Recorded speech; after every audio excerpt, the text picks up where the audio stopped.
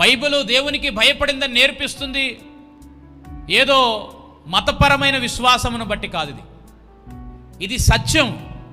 ఇది మానవ కోటికి మేలు, మానవ జాతికి మేలు, మానవ మనుగడకు మేలు.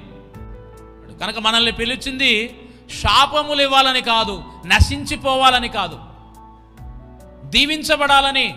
మనందరం కూడా శ్రేష్టమైనటువంటి వాటిని పొందుకోవాలనే దేవుడు మనల్ని ఏర్పాటు చేసుకున్నాడు. తన అద్వితీయ కుమారుని లోకానికి పంపించి ఆయనను మన కోసం బలి అయ్యేలా చేసి ఆ ఉచితమైనటువంటి రక్షణ మనకు అనుగ్రహించాడు. కనుక ఈ వాగ్దానాలన్నీ మనకు రావాలి అంటే పరిశుద్ధత మనలో ఉండాలి, దేవుని భయం మనలో ఉండాలి, దైవ జ్ఞానం మనలో ఉండాలి. కనుక ఆయనకి ఏది అవసరం లేదు మనుషుల నుండి. దేవుని భయాన్ని మీ జీవితాల్లో ఎక్కువగా నాటండి. నన్ను దేవుడు చూస్తున్నాడు, గమనిస్తున్నాడు.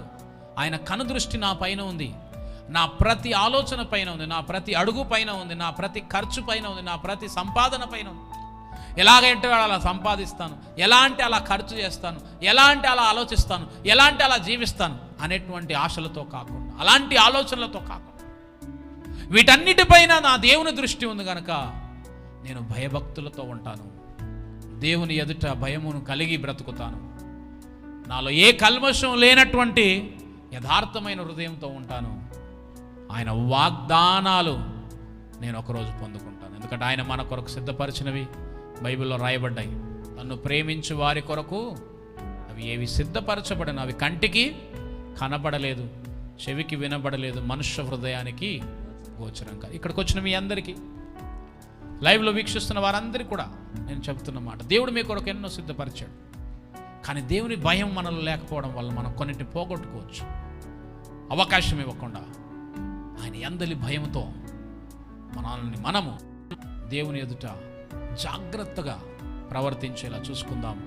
మన ప్రవర్తన అంతట్లో దేవుడు మహిమపరచబడాలని, మన ప్రతి విషయంలో దేవుని మహిమ జరగాలని మనం ఆలోచన చేస్తూ ఈ మాటల చేత ఇకనైనా మనం కుటుంబాల్లో అలాగే సమాజంలో కూడా దేవుని భయం ప్రతి ఒక్కరికి అవసరం అనేటువంటి మాట ధైర్యంగా చెప్దాం. ఆ దేవుని భయాన్ని మనుషుల హృదయంలో కలిగేలా మనందరం కూడా దేవుని వాక్యాన్ని ప్రకటిద్దాం. ఆ వాక్యానికి సాక్షులుగా నిలబడదాం. దేవుడు ఈ మాటల ద్వారా మన ఆత్మీయ జీవితాలను బలపరచును.